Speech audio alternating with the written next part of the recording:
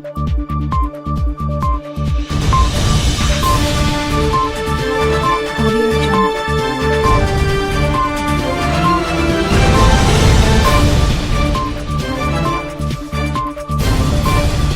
Jungle.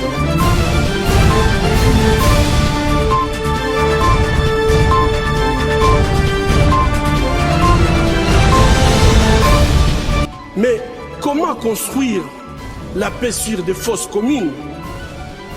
Comment construire la paix sans vérité ni réconciliation? Comment construire la paix sans justice ni réparation? Audio Jungle.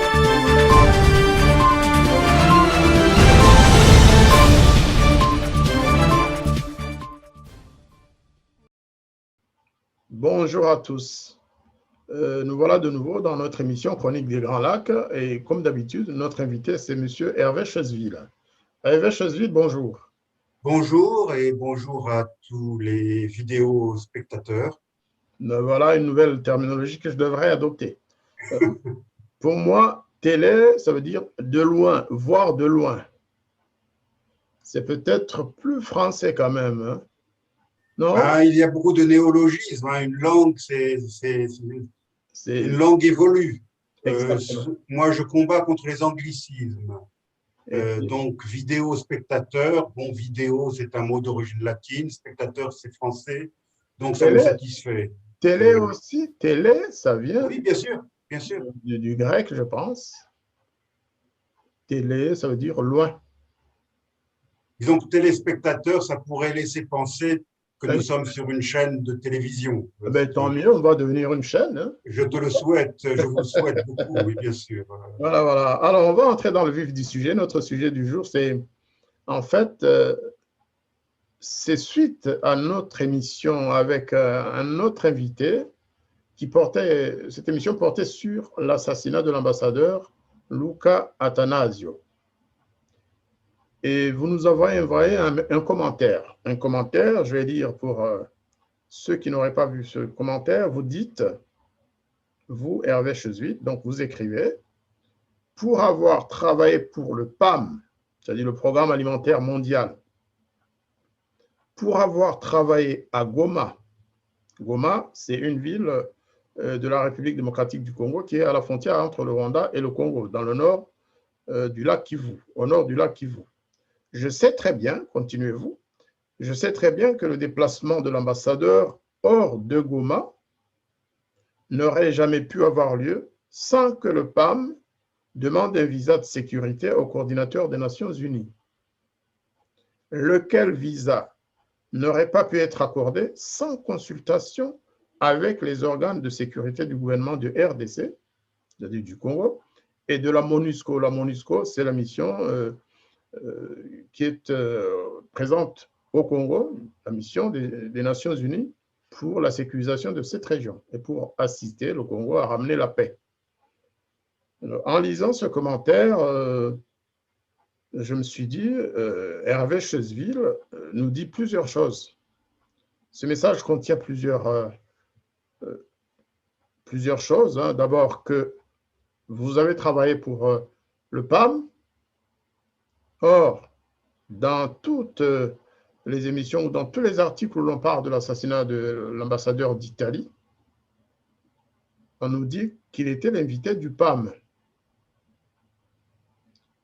Deuxième chose que vous nous révélez, c'est que vous avez travaillé à Goma. Goma, c'est la ville précisément à 10 km ou 20 km de Goma. C'est le lieu où l'ambassadeur d'Italie a été assassiné. Et puis, vous nous dites… Alors, une petite précision. Oui. À Goma, je n'ai pas travaillé pour le PAM, j'ai travaillé pour l'UNICEF.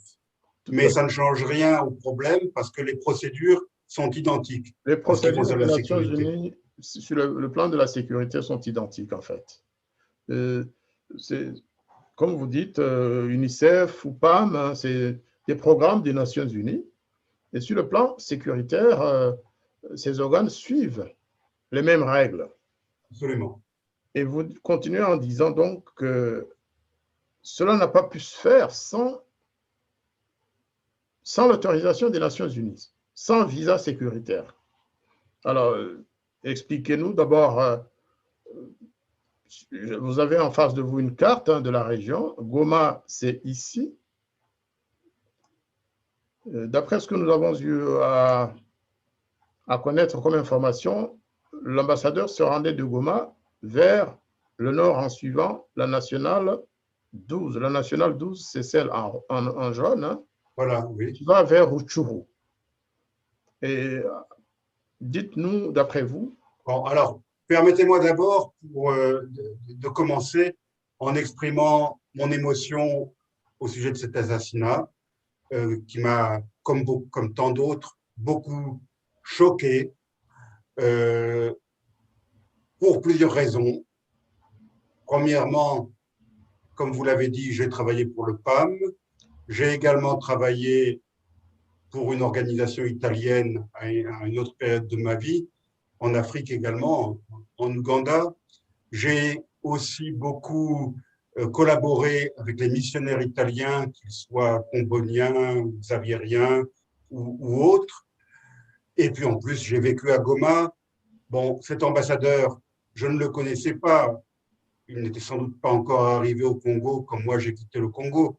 Mais c'était un homme jeune qui, en plus, d'après ce que j'ai pu lire et entendre à son sujet, il m'a été d'emblée très sympathique parce que c'est quelqu'un qui mouillait sa chemise, qui allait sur le terrain, pas comme certains ambassadeurs ou même directeurs du PAM que j'ai bien connus, qui ne quittaient jamais leur bureau conditionné de la capitale, que ce soit Kinshasa ou Kigali, ou Kampala.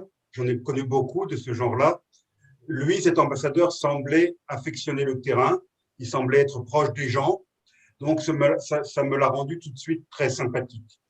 D'autant qu'avant d'aller à Goma, il a séjourné pendant 48 heures à Bukavu, la capitale du Sud Kivu, où il s'était rendu pour visiter ses compatriotes, les pères xaviériens, qui sont établis à Bukavu depuis très longtemps. Ça montre à quel point c'était quelqu'un de simple. Il n'attendait pas que les bons missionnaires viennent le voir dans son bureau à air conditionné à Kinshasa. J'ai également été frappé par la jeunesse des autres victimes. Je pense au carabinier, le garde qui lui servait de garde du corps, qui n'avait que 30 ans. Je pense bien sûr aux chauffeurs du PAM. Les chauffeurs du PAM, je les ai bien connus. J'ai travaillé, enfin, ils m'ont conduit sur des routes invraisemblables, que ce soit au Rwanda, en Ouganda ou ailleurs, pendant des années. Donc, naturellement, j'ai été très attristé par la mort de ce chauffeur congolais, employé du PAM Goma. Donc, bien sûr, j'adresse ma sympathie et mes condoléances aux familles endeuillées, que ce soit les familles italiennes ou congolaises. Maintenant, pour répondre à votre question, si j'ai bien compris, en faisant des recoupements, après avoir lu et entendu beaucoup de choses, je me suis d'abord rendu compte qu'il y avait eu une désinformation au sujet de l'endroit du drame, puisque de nombreuses agences de presse, ça a été repris même par des radios internationales, ont parlé de 70 km au nord de Goma. C'est faux, c'est faux. Et d'ailleurs, les mêmes agences qui ont cité ce chiffre de 70 se sont contredites en parlant d'un lieu-dit nommé Trois Antennes. Cet endroit-là, Trois Antennes, ça se trouve dans la périphérie de Goma, je dirais. Ça se trouve à une quinzaine, au maximum 17 km de Goma. Alors, est-ce qu'il y a eu une confusion entre 17 et 70 ? C'est possible. Je veux bien donner le bénéfice du doute aux auteurs de ces dépêches d'agence, mais en tout cas, c'était certainement pas 70. D'ailleurs, si on utilise le chiffre 70, on dépasse même Rutshuru, donc c'est pas possible. Pour les trois antennes Hervé Chesville, je vais vous donner tout à fait raison, parce que même sur les images qui ont été prises sur le vif, où les gens crient au secours après que l'ambassadeur ait été assassiné et emporté vers… justement, on voit une montagne où il y a l'une des antennes. Oui. C'est effectivement à cet endroit, c'est pas à Rutshuru, c'est pas ailleurs, c'est Voilà. au lieu dit des 3 antennes. Mais quand j'ai dit que j'accorde le bénéfice du doute, maintenant je vais me faire un peu aussi l'avocat du diable, Oui. parce que c'est peut-être pas innocent de parler de 70 km au lieu de 17 km. Parce que si vous dites 70 km, ça vous amène très loin de la frontière rwandaise. Par là. Ça vous amène même plutôt proche de la frontière ougandaise. Par contre, si vous dites 17 km et si vous dites les 3 antennes, là, c'est tout près de la frontière rwandaise. Je ne pense pas me tromper en disant que le lieu du drame est à maximum, je dis bien maximum, 2 km. J'ai bien dit 2 km de la frontière internationale séparant la RDC du Rwanda.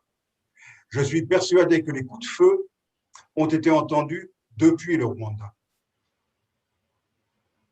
Effectivement, compte tenu de la configuration des lieux que je connais un tout petit peu moi-même, hein, vous voyez là, est-ce que vous voyez la flèche de la story? Oui. Eh bien là, c'est la frontière rwando-congolaise. Oui, oui. Et l'ambassadeur était sur cette route, le convoi de l'ambassadeur était sur cette route. Qui suit parallèlement voilà. la frontière. C'est vraiment parallèle à la frontière. Voilà. Il y a un jet de pierre, hein, je connais. Voilà. À partir du kilomètre 20, je pense, oui. La frontière oblique vers l'est, comme on le voit sur la carte, tout à fait. Et la route, elle continue vers le nord. Donc là, effectivement, la route s'éloigne beaucoup de la frontière rwandaise. Mais à l'endroit, au lieu dit des 3 antennes, c'est par là. On est à moins de 2 km de la frontière rwandaise. Les 3 antennes, c'est effectivement ici.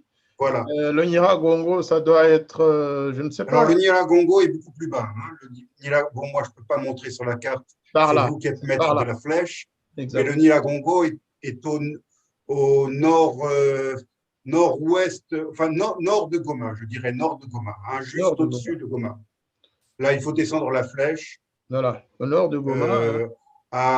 Juste à gauche du petit carré de N2, c'est là que se trouve le Nyiragongo. Voilà. Le Nyiragongo se trouve sur la gauche de la route ou sur la droite? Sur la gauche, sur la gauche. Sur la gauche. Donc, quand on va à Rutshuru, je me demande même d'ailleurs si le relief qu'on aperçoit sur la carte, là, c'est pas le Nyiragongo qui est, on voit du relief. Voilà, je me demande si c'est pas le massif du Nyiragongo qui est indiqué là. C'est bien possible, effectivement. Oui. Et en tout cas, les 3 antennes, c'est pas loin de ce coin-là où la frontière bifurque sur la droite. Voilà. Et ici, quelque part, il y a un stationnement de troupes rwandaises. Il y a au moins, à ma connaissance, il y a au moins 3 bases militaires rwandaises dans cet angle formé, que la frontière forme une sorte d'angle. C'est ça. Et là, il y a au moins 3 camps militaires rwandais dans cette zone-là. Et aujourd'hui, donc, on dit, d'après les rapports des Nations Unies, les experts des Nations Unies ont rapporté que de ce côté, par là, sont stationnées des troupes rwandaises.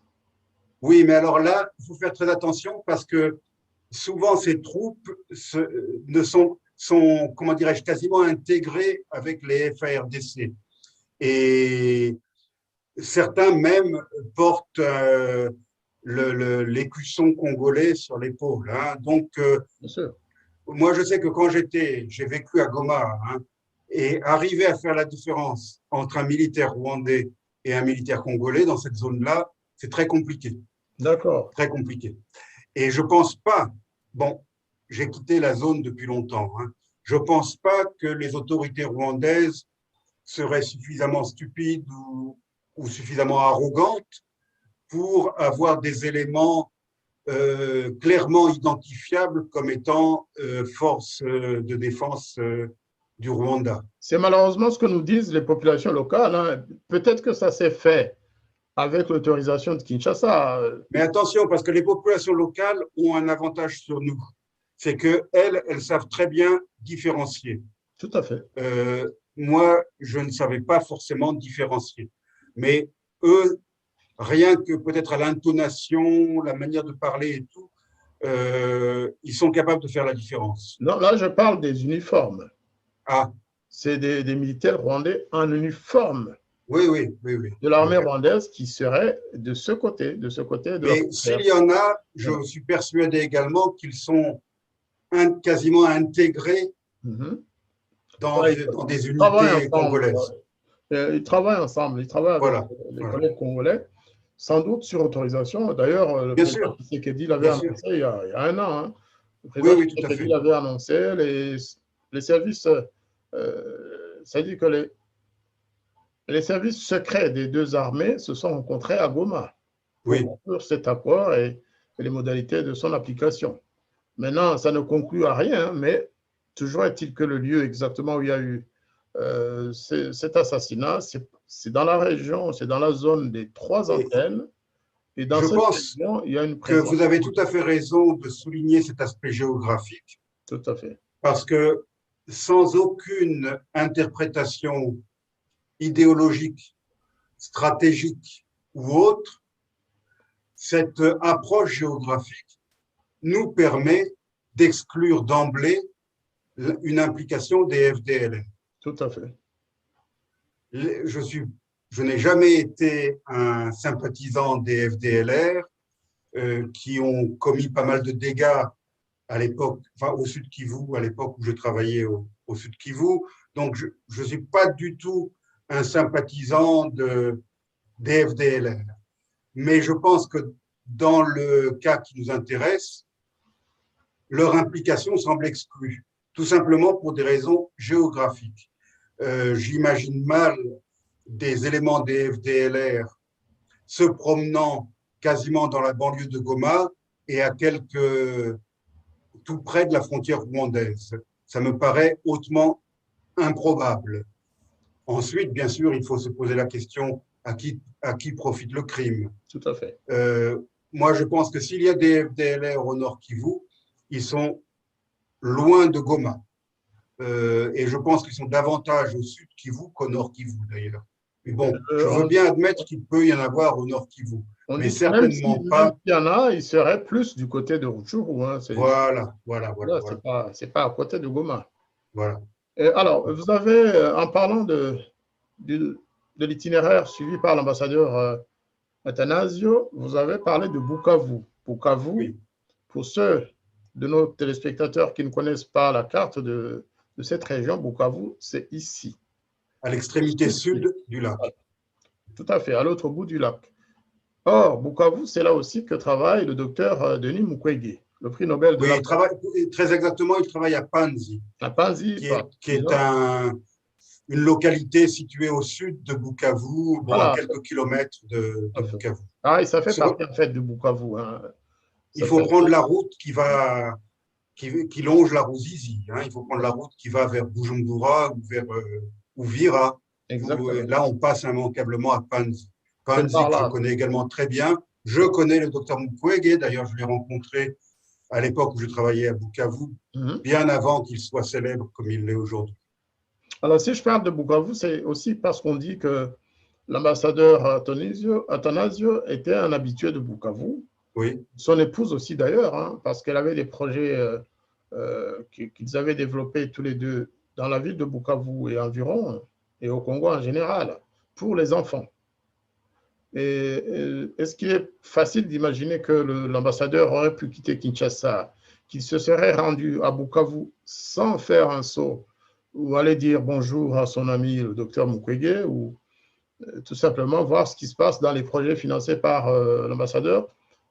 Ça m'étonnerait. Lorsqu'on sait aussi les difficultés et les problèmes que le docteur a avec certaines autorités rwandaises, juste au sujet de l'interpellation qu'il fait en permanence à la communauté internationale pour mettre en place le tribunal pour juger les auteurs des crimes commis au Congo dans les années 96, 17, 18 et après, et aujourd'hui d'ailleurs aussi, hein, parce que ça continue. On se demande si cela ne peut pas avoir un lien avec les visites de l'ambassadeur. Alors, je répondrai en deux parties. Premièrement, en ce qui concerne le docteur Mukwege, je pense qu'il serait intéressant de lui poser la question directement pour savoir si effectivement il a rencontré l'ambassadeur Athanasio avant le drame. Ça, pour ma part, je l'ignore. Et mon deuxième élément de réponse, c'est que ce que j'ai appris en 24 années passées sur le terrain dans cette partie du monde, c'est que les gens les mieux informés de la situation réelle sur le terrain, ce sont les missionnaires ou les prêtres de paroisse. Et je suis persuadé, puisqu'il a passé 48 heures à Bukavu, je suis persuadé que, et ça ne devait pas être la première fois, je suis persuadé qu'il a appris beaucoup de choses pendant ces discussions avec les pères xaviériens à Bukavu. Les pères xaviériens qui sont parfaitement au courant de l'implication rwandaise au Kivu, sud et nord. Donc ça me paraît au moins aussi important qu'une éventuelle rencontre avec le docteur Mukwege. L'ambassadeur a certainement appris certaines choses en discutant avec les pères xaviériens. Tout à fait. Et d'ailleurs, même au Rwanda, combien de missionnaires étrangers ont été assassinés? Pourquoi est-ce qu'ils ont été assassinés? Parce qu'ils en savaient trop. Parce que, contrairement à la plupart des autres expatriés, ils parlent la langue du pays. Ah oui. Donc tout ça, ça les transforme en témoins gênants. Et c'est pour ça qu'ils ont été éliminés. Et là, je parle de ceux du Rwanda, mais je pourrais dire la même chose de ceux du Burundi ou d'ailleurs. Les missionnaires sont souvent des témoins gênants. Les missionnaires et les prêtres locaux. Et les prêtres locaux. Mais peut-être que les missionnaires encore plus, parce qu'ils sont facilement identifiables comme étant des étrangers. Le prêtre local se fondera davantage dans le milieu. Et en plus, il est bien connu que les missionnaires rendent compte à leur hiérarchie, à leur maison mère, qui se trouve en dehors du pays, voire même au Vatican.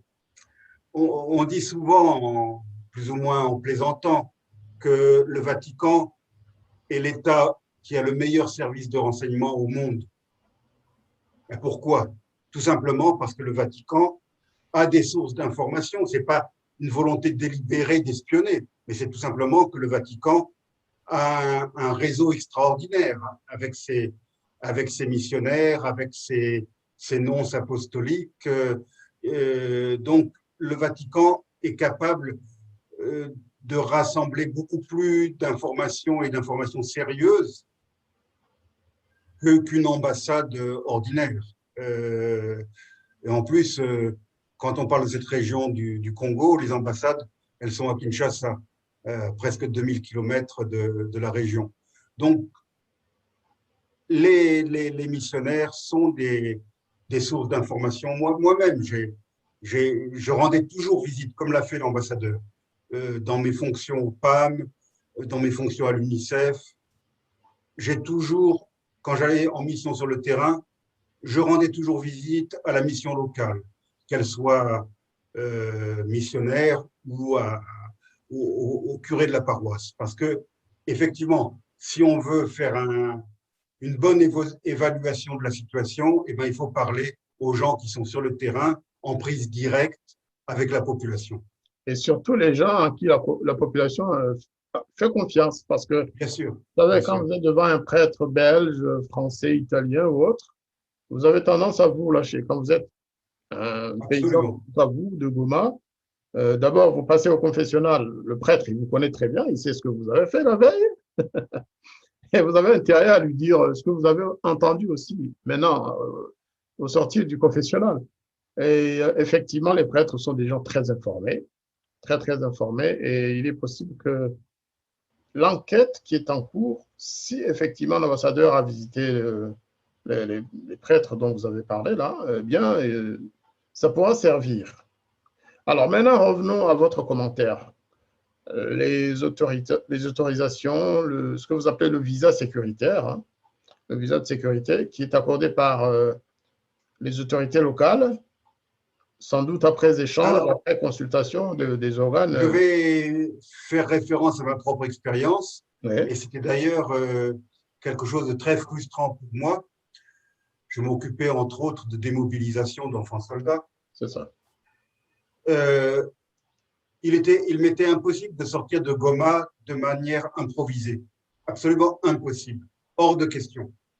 C'était tout simplement interdit. Et c'était, si je l'avais fait, j'aurais perdu mon travail. Ça s'appliquait à tous vos collègues ou c'était vous, Hervé Chesville? Nous tous. Nous avions interdiction d'improviser une visite de terrain. D'accord. Une visite de terrain se programmait des jours et des jours à l'avance. Il fallait remplir un formulaire pour demander le visa de sécurité, lequel formulaire passait par la voie hiérarchique, d'abord au sein de l'organisation. En ce qui me concerne à Goma, c'était l'UNICEF, et ensuite elle était transmise au coordinateur des Nations Unies pour son approbation ou pour sa désapprobation. Et c'est ça, moi, qui me frustrait beaucoup, c'est que souvent, dans le travail que j'effectuais, j'obtenais des informations où il fallait une réaction immédiate pour vérifier quelque chose. Par exemple, on me disait, à tel endroit, il y a plein d'enfants soldats. Bon, j'aurais voulu sauter dans la voiture, rouler 30 km et vérifier l'information. Ça, je ne pouvais pas le faire. Et donc, le problème, c'est que le temps d'organiser la visite de terrain, quand on arrivait sur place, eh ben, il n'y avait plus d'enfants soldats. Ah oui. Parce que les personnes concernées avaient été prévenues de notre venue. Et là, je parle des enfants soldats, mais ça peut être n'importe quel autre thème. Donc, mais les enfants soldats, c'était un problème très sensible. Il fallait les cacher. Hein. Donc, je pense que la même chose s'est appliquée, et surtout quand on accueille un ambassadeur. Moi, il m'est arrivé, pas au Congo, mais en Ouganda, par exemple. Il m'est arrivé de recevoir des ambassadeurs sur le terrain. Mais là, il y avait tout un protocole, là aussi, de sécurité à respecter. Et un ambassadeur ne pouvait pas simplement… Jamais j'aurais pu, je ne sais pas moi, boire un verre avec un ambassadeur et décider de manière impromptue de prendre la route pour aller voir telle ou telle chose. Ça, c'était absolument impossible. Il est évident que non seulement le visa de sécurité aurait dû être obtenu, mais en plus une escorte. Or, d'après les images que j'ai pu voir, il n'y avait que 2 véhicules du PAM, ce qui me paraît tout à fait incongru et inhabituel. Sans escorte militaire. Sans escorte militaire. Ça me paraît tout à fait, je l'ai dit, incongru et absolument hors procédure. Hors procédure. Alors, concrètement, vous voulez dire que l'ambassadeur étant venu de Kinshasa par avion, atterri à Bukavu. À Bukavu, il est reçu par certainement aussi quelques autorités locales, on ne sait pas. Hein. Non, certainement. Il a eu le temps de visiter les prêtres ou les missionnaires italiens ou autres. Après, il prend l'avion, il continue, il va à Goma. Tout ça ne peut pas s'être fait. Déjà, quand il était à Bukavu, les gens de Goma étaient au courant qu'il allait arriver. Voilà, qu'il allait venir. Et une fois qu'il a atterri à Goma, naturellement, l'itinéraire était connu par ceux qui devaient le savoir. Il n'a pas pu quitter Goma, prendre la route, la N2, que l'on connaît, où il y a quand même des problèmes sur cette route-là. C'est la route qui va vers l'Ouganda. En passant par Rutshuru et autres, eh bien, ce n'est pas un aventurier, l'ambassadeur Anthony, ce n'était pas un aventurier, c'est quelqu'un qui venait. Même si, comme je l'ai dit tout à l'heure, il était davantage homme de terrain que la plupart de ses collègues, apparemment, hein, d'après ce que j'ai pu lire à son sujet. Tout à fait. Et donc, je pense que moi, vous avez… Je ne vois pas comment le bureau du PAM de Goma a pu organiser quelque chose comme ça sans obtenir le visa de sécurité et sans obtenir une escorte. Ça me paraît tout à fait incompréhensible. Et je me refuse à envisager l'hypothèse selon laquelle le responsable local du PAM aurait pris sur lui d'organiser cette expédition sans respecter la procédure. Si c'est le cas… De la même façon qu'on doit se refuser à l'hypothèse selon laquelle les autorités locales, civiles et militaires de Goma n'ont pas… Si vraiment le gars du PAM a fait ça de son propre chef, eh bien, normalement, il ne devrait plus faire partie du PAM à l'heure où nous parlons. C'est pas possible. Il y a le PAM, hein, mais il y a aussi les autorités locales, les autorités nationales, et la MONUSCO. À Goma, militaires, civils. La MONUSCO, c'est quand même les Nations Unies dans cette région, et le PAM, ça fait aussi partie des Nations Unies, comme la MONUSCO. Laquelle MONUSCO, semble-t-il, avait une base non loin des lieux du drame également. Mais ils sont partout. Les FARDC, Forces armées de la République démocratique du Congo, également. Là, ils ont un poste ou une base, enfin un camp aux 3 antennes. Donc, tout ça fait qu'on se trouve face à une situation incompréhensible car elle semble être hors procédure, hors règlement, qui sont pourtant très stricts. Je vous ai expliqué tout à l'heure à quel point moi j'étais frustré de ne pas pouvoir faire mon travail à cause de la lourdeur de ces règlements sécuritaires. Et c'est vrai que c'est lourd comme procédure, comme mesure de sécurité, mais ça s'impose dans un pays où une partie de son territoire est en guerre. Parce qu'on ne le dit pas assez, mais le Kivu, le Nord Kivu surtout. Autre chose aussi, moi il m'est arrivé, pas au Congo, mais il m'est arrivé de faire des déplacements en zone dangereuse et de devoir, c'était obligatoire, je n'avais pas le choix, revêtir un gilet pare-balles et un casque. Tout à fait. Je l'ai fait dans le nord de l'Ouganda, bien souvent. Si vraiment la situation l'impose, et franchement, je ne le pense pas, parce que cette route dont vous parlez, la N2, c'est une route qui est très utilisée. Tous les commerçants qui vont en Ouganda et qui reviennent d'Ouganda l'utilisent. C'est une route très fréquentée. C'est un artère vital pour Goma, parce qu'on dit toujours Goma est sur la frontière rwandaise, c'est vrai, mais je voudrais rappeler une chose. Avec la situation de Covid, le Rwanda a fermé ses frontières, officiellement. Ouais. Donc, je ne sais pas comment Goma est ravitaillé actuellement. Je ne sais pas quel est le statut de la frontière je cherche le nom, la frontière entre l'Ouganda et le Congo. Est-elle ouverte ou pas? Mais je pense que les frontières ougandaises sont plus facilement franchissables en cette période de Covid que la frontière rwandaise. Voilà, on va bientôt. Voilà la frontière.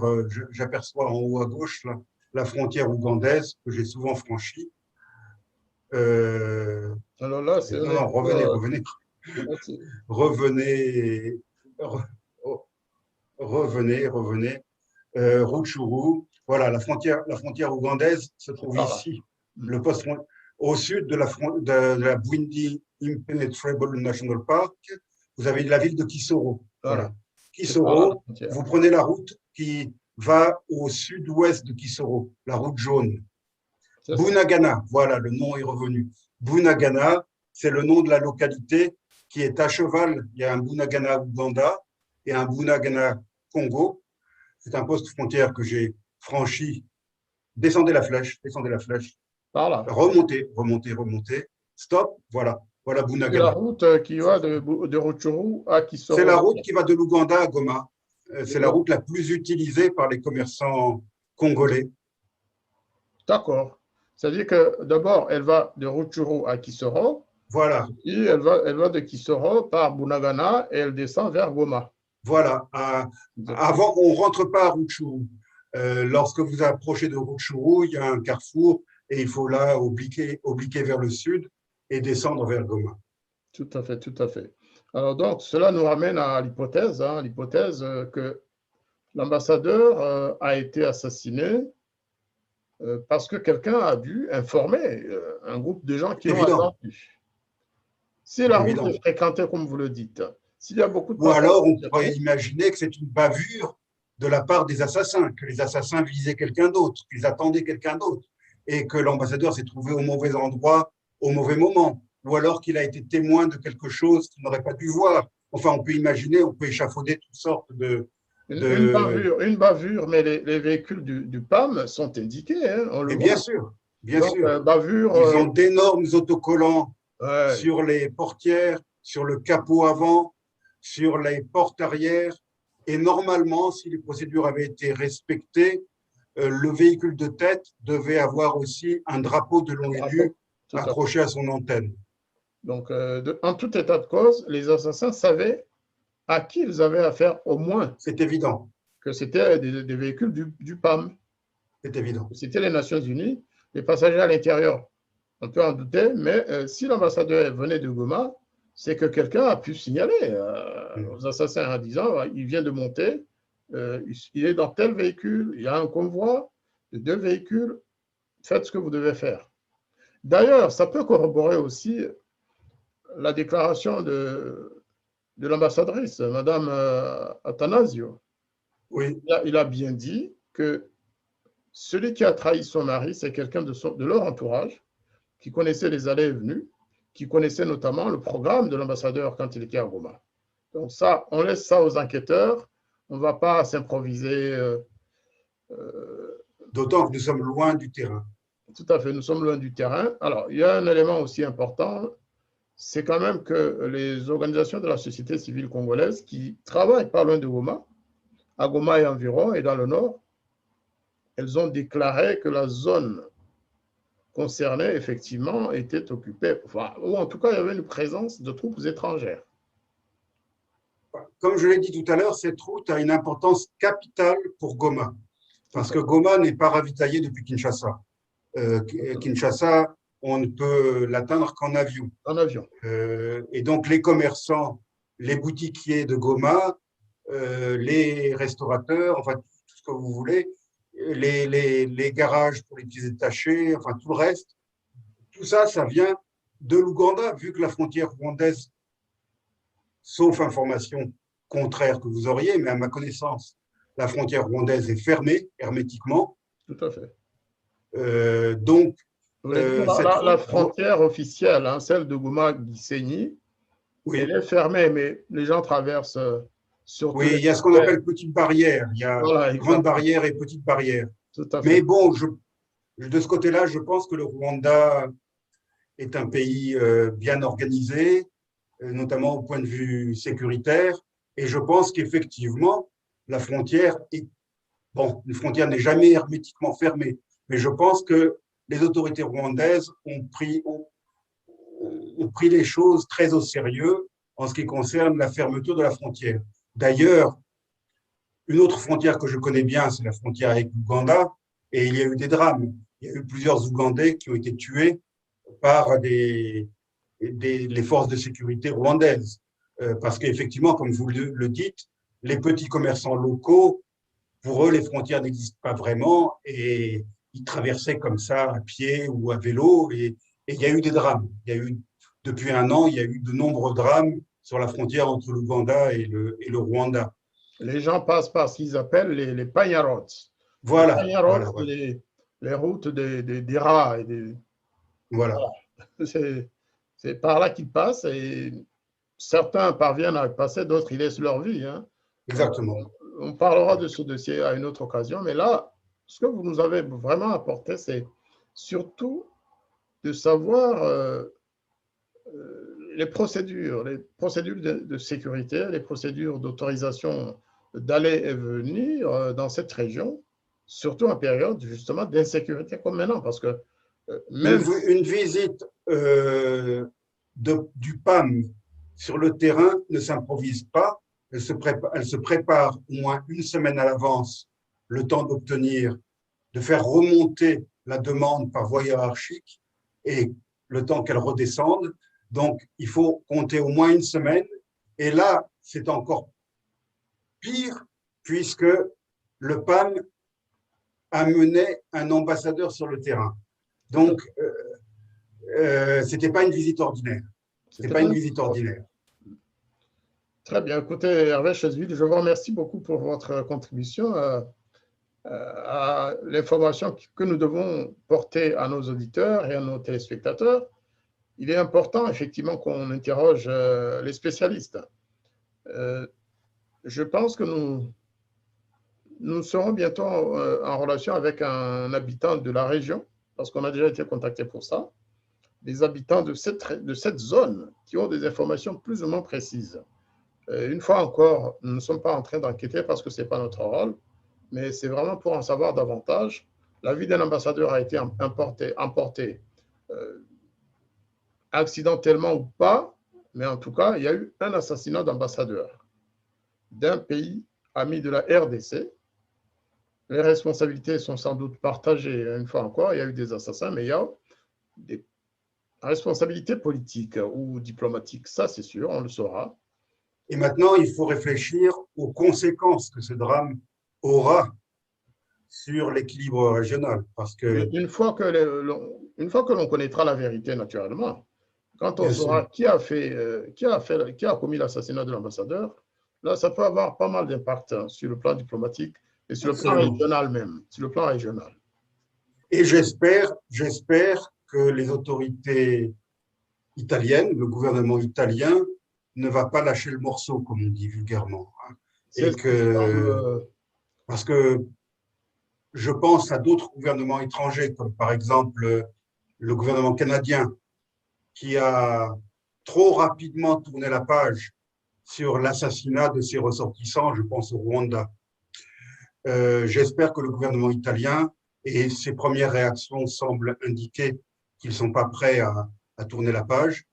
Donc j'espère que le gouvernement italien va faire le maximum pour que la vérité éclate.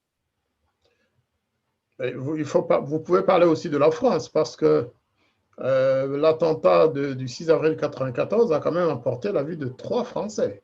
Bien sûr. Mais là, au moins, il y a eu un juge qui a tenté de faire son travail. Dans le cas du Canada, je crois que pour le père Pinard et d'autres, il n'y a pas d'équivalent qui a été fait au côté judiciaire au Canada, malheureusement. Eh bien, le père Simard, je crois, Simard. Nous allons clôturer notre émission, notre échange sur cette question.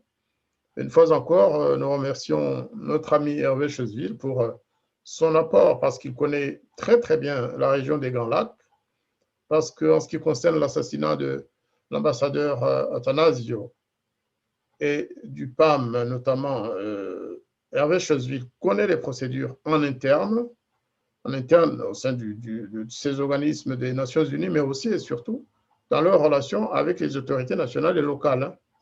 Et les informations apportées par Hervé Chesville nous permettent de mieux saisir certaines données qu'on n'imaginait pas. Certains disaient, oui, l'ambassadeur est parti tout seul, et il n'a pas prévenu les autorités locales, il n'a pas prévenu les autorités nationales, ce qui est impensable à mon avis. Il ne peut pas prendre un avion, quitter Kinshasa, aller en province comme ça, sans avoir prévenu les autorités nationales. Une fois arrivé à Bukavu et à Goma, il ne peut pas se promener, prendre la nationale 2 que nous connaissons, sans avoir prévenu les autorités locales.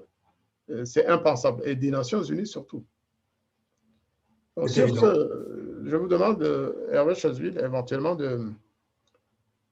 si vous avez un message à donner, eh bien, c'est le tour, c'est le moment. Comme ça, nous mettons fin à notre émission. Le message principal, je l'ai déjà donné en ouvrant cette émission, c'était un message de sympathie et de condoléances envers les familles affligées, les familles italiennes, les familles congolaises. Et bon, puisque vous m'y invitez, naturellement, je ne peux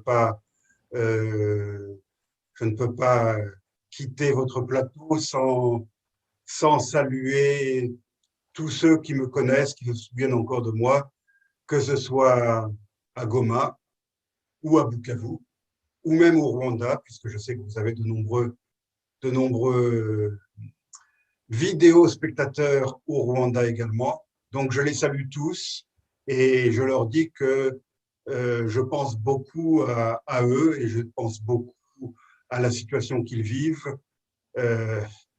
et au contexte difficile qui est encore rendu plus difficile, si tant est que ce soit possible, par le Covid-19 et par les mesures qui ont été prises.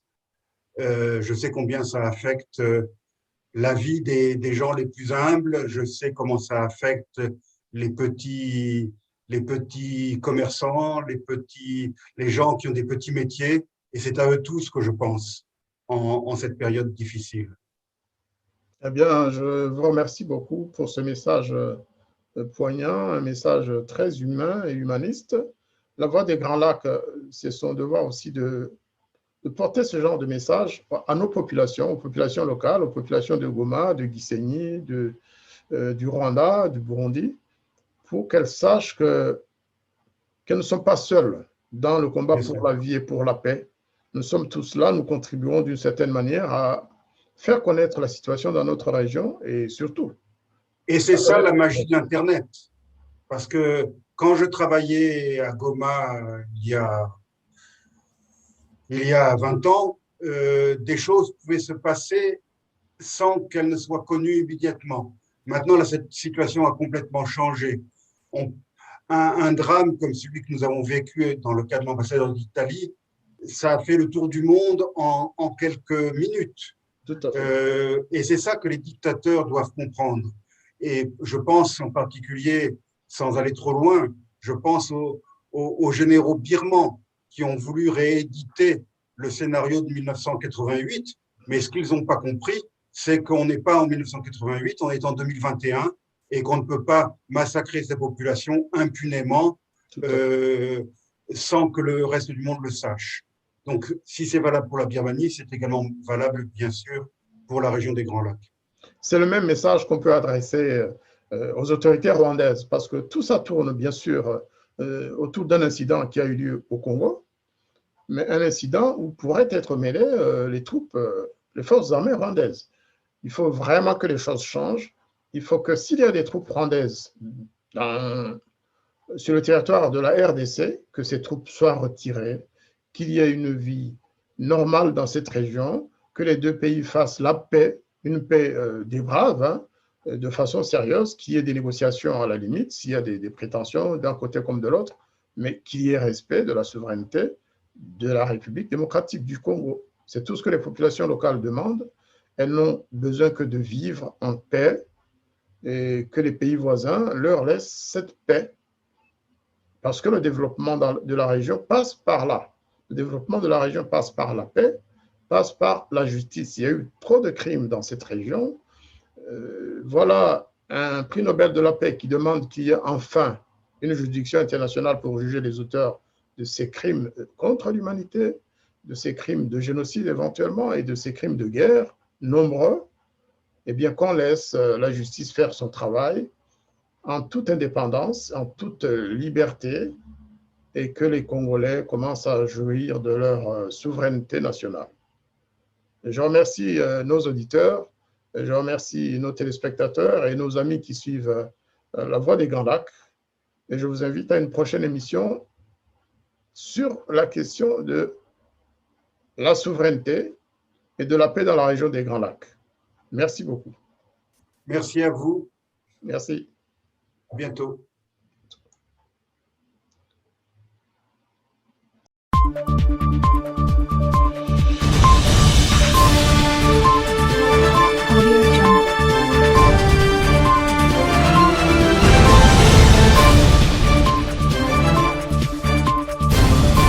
Audio Jungle.